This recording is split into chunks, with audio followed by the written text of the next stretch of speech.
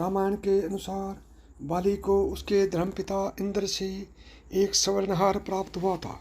इसी हार की शक्ति के कारण बाली लगभग अजेय था। उसने कई युद्ध लड़े और सभी में वह जीता।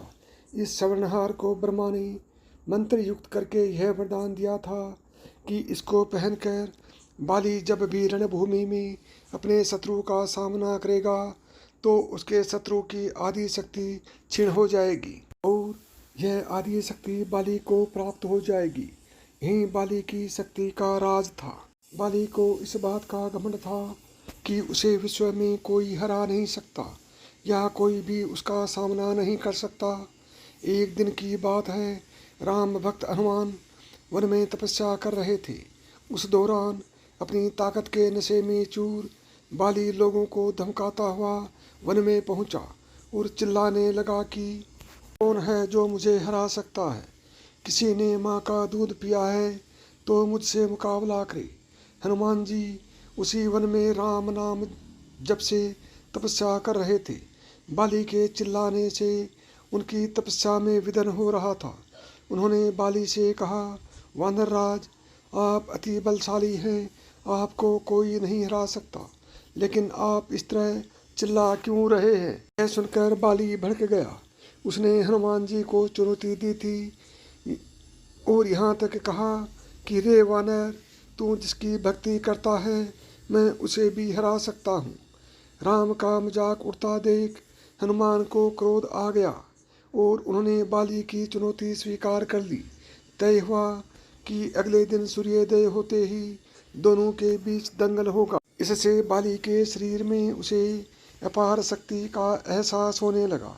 उसे लगा जैसे ताकत का कोई समंदर शरीर में हिलोरे ले रहा हो। चंद पलों के बाद बाली को लगने लगा मानो उसके शरीर की नसें फटने वाली हैं और रक्त बाहर निकलने ही वाला है। तभी अचानक ही वहाँ ब्रह्मा जी प्रकट हुए और उन्होंने बाली से कहा कि खुद को जिंदा रखना चाहते हो तो तुरंत ही हनुमान से कोसों दूर भाग जाओ, अन्यथा तुम्हारा शरीर फट जाएगा। बाली को कुछ समझ में नहीं आया, लेकिन वह ब्रह्मा जी को यूं प्रकट देखकर समझ गया कि कुछ गड़बड़ है और वह वहाँ से तुरंत ही भाग खड़ा हुआ। बहुत दूर जाने के बाद उसे राहत मिली, शरीर में हल्कापन लगने लगा। तब उसने देखा कि ब्रह्मा जी उसके समक्ष खड़े हैं। तब ब्रह्मा जी ने कहा कि तुम खुद को दुनिया में सबसे शक्तिशाली समझते हो, लेकिन तुम्हारा शरीर हनुमान की शक्ति का छोटा सा हिस्सा भी नहीं है संभाल पा रहे हो। तुम्हें मैं बताना चाहता हूँ कि हनुमान अपनी शक्ति का 10वां भाग ही लेकर तुमसे लड़ने आए थे।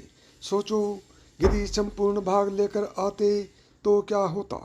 बाली यह जानकर समझ गया कि मैंने बहुत बड़ी भूल की थी। बाली में हनुमान जी को दंडवत प्रणाम किया और बोला, अथाह बल होते हुए भी हनुमान जी शांत रहते हैं और राम भजन गाते रहते हैं, और एक मैं हूँ जो उनके एक बाल के बराबर नहीं हूँ और उनको ललकार रहा हूँ। मुझे क्षमा करें हनुमान। तो साथियों, यदि आप हनुमान जी के भक्त हैं तो अभी मिथांस की कहानियाँ यूट्यूब चैनल को सब्सक्राइब करना न भूलें।